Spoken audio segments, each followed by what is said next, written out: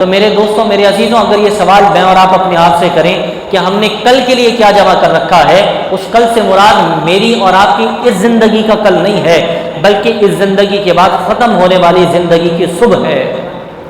عمر دراز مانگ کے لائے تھے 4 دن، 2 آرزو میں کٹ گئے، 2 انتظار میں۔ ہمارے نہ آرزویں پوری ہوتی ہیں، نہ چیزوں کے آنے کے انتظار پورے ہوتے ہیں، اور موت کا فرشتہ خاموشی سے آ جاتا ہے اور کہتا ہے کہ چلو حقیقت کے جہان کے اندر، حضور یہاں، قرآن یہاں، اللہ یہاں۔ اس دن کے بارے میں فرماتا ہے کہ تم نے کیا جمع کر رکھا ہے۔ اگر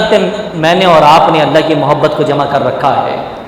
اگر قرآن کے فیض کو جمع کر رکھا ہے، نبی کی سنتوں کو اپنی زندگی میں جمع کر رکھا ہے، اگر دین کے خاطر جذبہ جہاد کو اپنے سینے میں سجا رکھا ہے، اگر دین کے لیے کچھ قربانیاں دے رکھی ہیں اور ان زخموں کو اپنے بدن پہ سجا رکھا ہے، اگر مال خرچ کر کے فقر کو اپنے دامن غنا میں سجا رکھا ہے، اگر اپنے قلب کی وسعتوں کے اندر دنیا سے بے پرواہی کو سجا رکھا ہے، اگر ہجوم سے نکل کر فقر و فاقہ کو سجا رکھا ہے، اگر آپ نے عیش و عشرت کو چھوڑ کر اللہ کے آگے تکلیفوں اور فاقہ کشی کو اپنے لیے صبر کا پیمانہ بنا رکھا ہے، اگر دنیا کی پہچان کو چھوڑ کر رسول خدا کے دربار کے غلاموں کی پہچان کو اپنی پہچان بنا رکھا ہے، اگر دنیا کے تاج و تخت کو لات مار کر اپنے رسول خدا کے دین کے اوپر مر مٹنے کو اپنا اعزاز بنا رکھا ہے، دنیا کی دولت کو چھوڑ کر اگر رسول پاک کو اور سیدہ کائنات کے در کی خیرات کو اپنے لیے خزانہ جہاں بنا رکھا ہے، اگر اس دنیا سے بیزار ہو کر قبر کی آخرت کو اور رات کو سجانے کے لیے کچھ روشنی کا سما کر رکھا ہے، تو آپ نے کل کے لیے کچھ نہ کچھ انتظام کر رکھا ہے۔